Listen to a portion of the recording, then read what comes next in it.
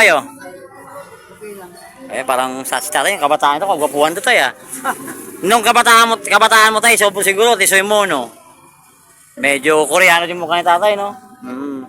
Ganyan ako dati tayo, pinabayaan ko ng sarili ko, char. Tayo, matanong ko lang tayo, kamusta po yung pamumuhay nyo araw-araw? Pagka hindi ka kumilos, talagang walang ano. Pag hindi kumilos, wala talaga. So, tay, si nanay, asawa nyo? Okay. So, may anak na ho kayo?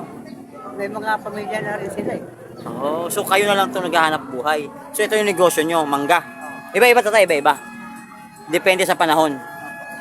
Minsan, may santol, ganun. Mansanas. Mga pasaway tayo, di ka nabibenta dito tayo? Wala na rin ito pagka ano eh, yung jamming ko. Oo, ito. Oo, kasi hindi na mangga, di ba? Mga santol naman. O, tayo matanong kami tayo. Sa pang-araw-araw nyo na buhay, sapat ba ang kinikita ng negosyo nyo? Ay, Kinukulang. kinukulang ko. Kasi, ano, may maintenance kami dalawa.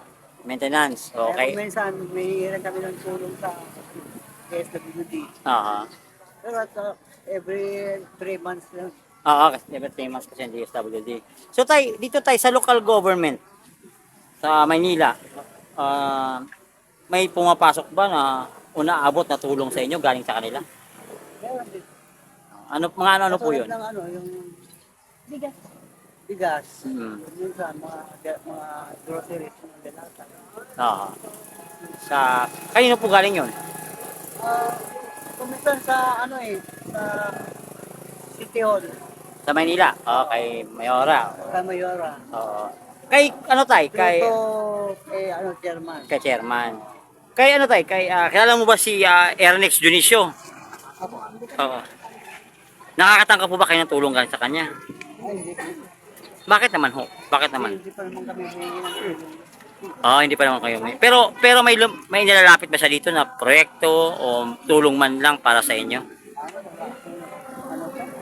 Galing sa barangay, wala naman sinasabi ang barangay na Na-inform po ba kayo ng barangay? oo, nasabihan ba kayo ng barangay na may tulong na galing sa kanya? Wala na po sila sa atin. Wala.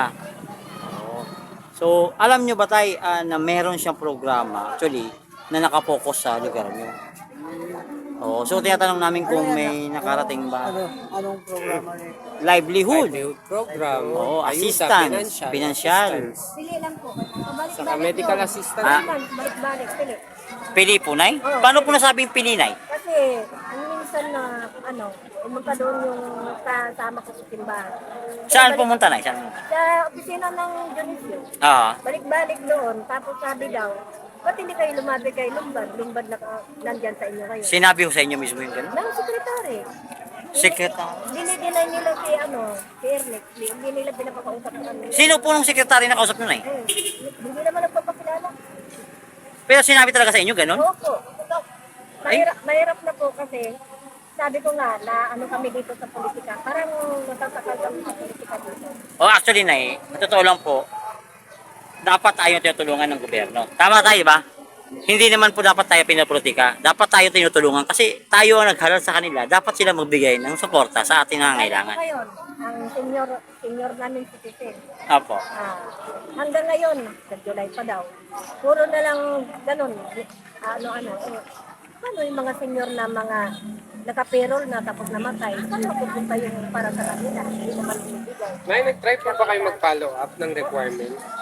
Kahit naman sa may requirements, may big certificate na hindi na binibigay. Pero Nay, never nyo po nakausap si congressman ng diretsahan. Hindi po. Sekretary lang. Yun nga, dinideny nila. Wala si Congress out of town. Kaya mahirap po pumunta. Pero yung, Pasa po kayo ng mga requirements. Pag nagsabi sila na kailangan namin galing sa barangay, sa ganito kayo. oo. Na lang, na-expire na lang. 3 months, wala. So, kailan Ang po kayo muling mga nakatanggap? trabahador niya yata, hindi ko po alam. Kasi mga trabahador lang niya nakakausap namin, mga nasa pintuan, mga nag-entertain. Pero kasi never nyo kasi talaga nakausap si congressman. Kaya mahirap po So pumunta sa siguro kanya. na isa siguro to sa mga way at least malalaman ni congressman yung mga nangyayari na hindi naman natin alam. Papaabot sa kanya mismo. Kaya nandito ho kami para po tanungin kung totoo ho bang may dumadating o wala. At least galing sa bibig nyo na wala ho mismo ano. At least Nay, alam namin at may address namin sa tamang tao yung mga kailangan ninyo. Hinahingi. Oo. Ang problema nga, dahil hindi naman nila sinasabi, ma'am, ano po bang pangalan niyo? Ay, ba't hindi kayo nagtanong sa security? Sabi ko sana, alam nga naman magtanong pa kami security. Sa namin security, yan, mga sektar, pasok tayo. Pagdating doon, pasa-pasa, hanggang sa wala. May inis na lang. So sa ngayon ay sino po yung mga isa sa mga lumalapit sa inyo ngayon para tumulong? Ang alam ko ngayon, yung lumban. Yan. Mga ilang Nagbibigay beses ng po kayo gamot. natulungan? Bibigay ng gamot, tapos yung yung quarterly na tigas, 2 kilo. Oh. At least may ano. So, ayun, at least nalaman natin. Nay, kung sakali man na ito madiretso natin kay Congressman, anong gusto mong sabihin kay Congressman? Ay, gusto ko lang masabi sa kanya na sana yung maintenance naman ng mga senior, ano naman niya, kumbaga sa kung ano sa kanya na hingi ng tulong para sa gamot, ano naman niya kasi kagaya ng nasa hospital, operahan, yung papasutiskan, ano lahat, x-ray lahat, operahan. Pero siguro i-address din natin. Pero lumapit din po ba kayo kay chairman? Dito, Oo.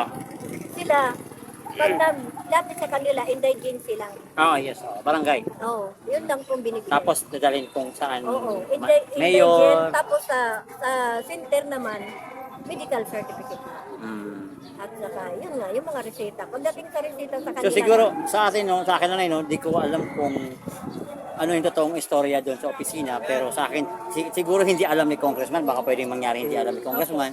Kasi mahirap din tayo magbintang na nagbintang tayo sa tao, tapos hindi mo sabi baka yung taong kausap mo baka hindi ka talaga inasikaso. May ganun talaga nangyayari, di ba tay? Yung turo nga. So nandito kami ngayon para po at least malaman yung ang nasa damdamin ninyo. At least narinig namin galing po sa inyo at naging prangka ho kayo sa amin. Mas gusto ko namin yung gano'n na nakakausap. So Sir Ponce, ikaw naman po. Baka anak, hindi naman namin ibig sabihin na sinisisi namin Oo. Kaya ito naman. Ang nakakaano doon, yung mga tao ba? Yung mga At least na-address natin tayo. Oo. Kasi kung sa inyo tayo, sa part nyo, hanggang doon na lang yung connection eh. So ito, diretso. Pwede nating idiretso. malaman po ni Congressman kung ano yung nangyayari. Kasi kung tutusin lang, hindi, Ang alam ko, wala rin siyang alam doon.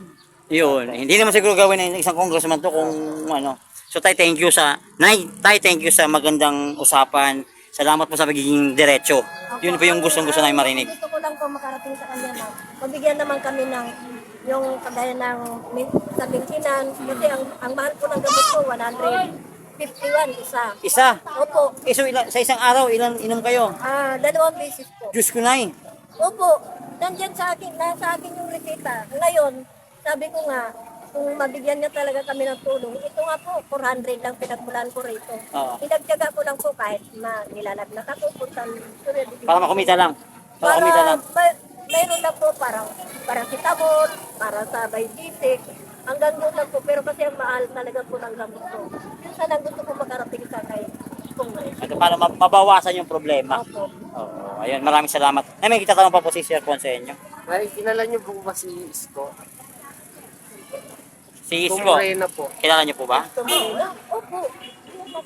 Kung kayo po ang tatanungin, kung bumalik po si former Mayor Isko Moreno, ano po yung gusto niyo?